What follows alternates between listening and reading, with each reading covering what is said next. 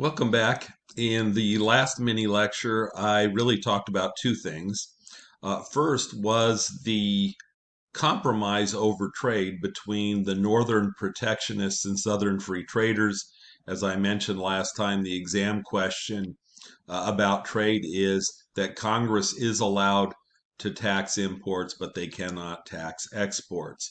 In the second half of the mini lecture, I talked about how and why James Madison, who I'm going to call the father of the Constitution, and when I asked that question on the exam, who is often considered father of the Constitution, you certainly should know it is James Madison. All right, Madison, as a social contract theorist, believed obviously we're better off with government than without it. The reasons we create government is because our imperfections as people would be magnified if government did not exist. You should know the quote, if men were angels, no government would be necessary. And of course, what Madison believed is since we can't change who we are as people, the best we can hope to do is control the effects of our human nature. And that is why Madison decided that we should fragment political power in as many ways as possible.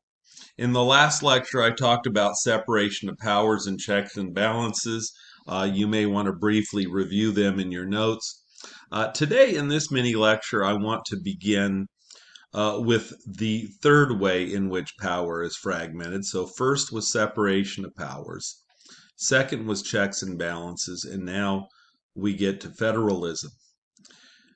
Federalism is the constitutional division of power between the national government and the states. And I'm going to talk about this. Our next topic is federalism, so I don't want to give away too much now. But I will tell you a couple of things about federalism around the world. First of all, federalism is fairly rare. So once again, you're beginning to notice a theme that most countries do things a bit different than us. And certainly federalism is a great example about this. 10% of countries, approximately, it's actually slightly over 10%, but not much. About 10% of countries in the world are federal, and about 90% of countries are unitary, like Great Britain. And so, in a unitary system, the national government wields all power and authority. And so, for example, let me give you a few examples of differences between Britain and the United States here. When World War II broke out, the British government suspended elections until after the war was over. Imagine in the United States a political party saying that we're going to stay in power until the war is over. We even had an election during the U.S. Civil War, the deadliest war anywhere in the world from the end of the Napoleonic Wars in 1815 until World War I began in 1914. In fact, Lincoln told his cabinet members, you guys better start looking for a job early in 1864 because I don't think I'm going to get reelected. Of course, by November of 1864, the war had changed and Lincoln was elected quite easily. Let me give you a more pertinent example for federalism in this particular case. Margaret Thatcher, who was the Prime Minister of Great Britain from 1979 to 1990, was a critic of the London City Council. The London City Council um, just excoriated her. They made fun of her, they belittled her, they said that she wasn't a good leader, etc., etc., etc. Well, Mrs. Thatcher was able to get the House of Commons to abolish the London City Council for approximately 6 months, just to show them who was boss. Once again, that could not happen in the American political system. The U.S. government could not abolish the Merced or Turlock city councils and get away with it. So we have federalism. It's rare. Some countries are more federal than others. For example, if you look at our northern neighbor, Canada, their states, which we call provinces, have significantly more power than American states. If we look at Germany, their states, which are called land or lander governments, there are 16 of them in Germany. They have a lot more financial independence from the national government than do our states. So our country is about in the middle. If you were to rank how federal is the United States, if you look at the slightly more than 20 countries in the world that are federal, we would be in that middle grouping of countries. The fourth way in which power is fragmented in the Constitution is bicameral equality. And I want to say a few words here. First of all, if you take a look at countries around the world, about half the countries in the world are bicameral, meaning they have a two-house legislature. And about half the countries in the world have a unicameral, a one-house legislature. Being bicameral obviously does not make the United States rare or the exception. But what makes the United States the exception is that last word, equality. Not only is the United States bicameral with a U.S. Senate and a U.S. House of Representatives, two distinct houses, but they are equal in power and stature. And remember the Great Compromise. Remember what made that compromise work was that for a bill to go to the president's desk, that bill has to be passed in identical form in both the House and the Senate. So the Senate has a check or a veto on the House has a check or veto on the Senate. Both of them have to agree for that bill to move to the president. And once again, this is not true in other countries, and I'll just use Great Britain again as an example.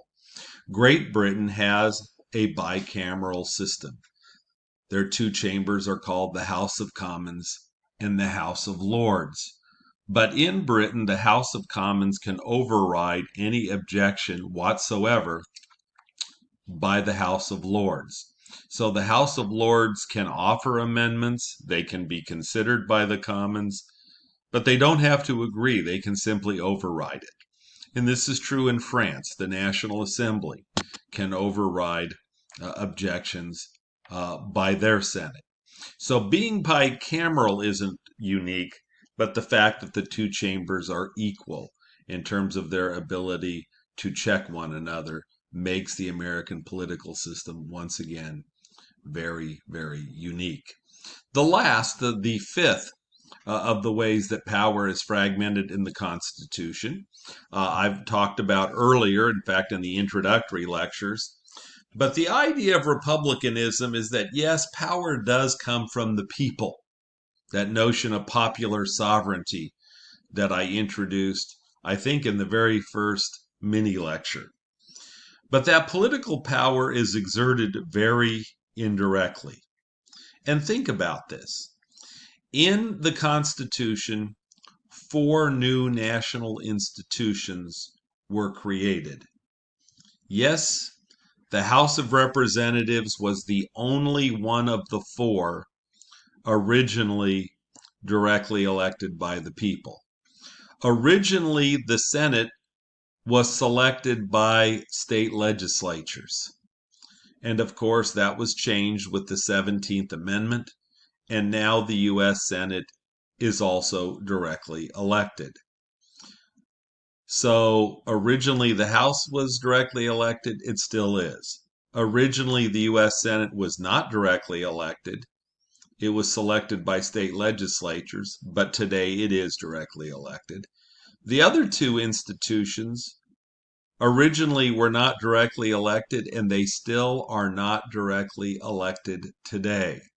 The president is not directly elected. The president is elected by that electoral college that I talked about earlier. And in 2 of the last 5 presidential elections, right, in 2000 and in 2016, the president who prevailed in that election, in 2000 that would be George W. Bush, And of course, in 2016, that was Donald Trump. In both of these elections, Mr. Bush and Mr. Trump got fewer popular votes than their opponent, and yet they were able to prevail in the Electoral College. I don't want to get into the reasoning or explanation of that now. When I get to the end of the course and talk about what happened in the 2020 presidential election, and by the time you hear that mini lecture, we will know who won that particular election. But the point is, whoever wins that election, that president will be elected formally by the Electoral College and not directly by the people. And the last institution, the Supreme Court, is not elected even indirectly. Supreme Court justices, and there are 9 of them, are nominated by the president. They are confirmed by a majority of the Senate. And Supreme Court justices serve for life. So they do not face the scrutiny of the people in even an indirect way. Now, the reason is, well, why were the people given so little power? Why did the founding fathers only allow the people to elect representatives? And if you follow along in your notes, the founding fathers were terrified of the people, who might be ruled by their passions, by their emotions, and not by their intellects. So James Madison, if you want to think about how did James Madison view people, I'm exaggerating a little bit, not quite this far, but there is no question that Hobbes, in his view of human nature, is the closest to what Madison thought, right? Madison in the Federalist paper said that people have a tendency to vex and oppress one another, that people have a natural lust for domination. Certainly, those would be words that Hobbes would agree with. Hobbes might even go a little bit farther, but certainly in terms of the view of human nature, the Federalists, who I'm going to talk about in the next mini lecture, have this view that is either Hobbesian or certainly, you would say, leans towards Hobbes. So those are the 5 ways that power is fragmented in the Constitution. And so we have a deal. The delegates, even though they don't like all elements of this Constitution, they grudgingly agree. And I am somebody who has been a negotiator professionally. I've been paid for it. I've negotiated multiple contracts. I've represented the faculty at Merced College in contract negotiations.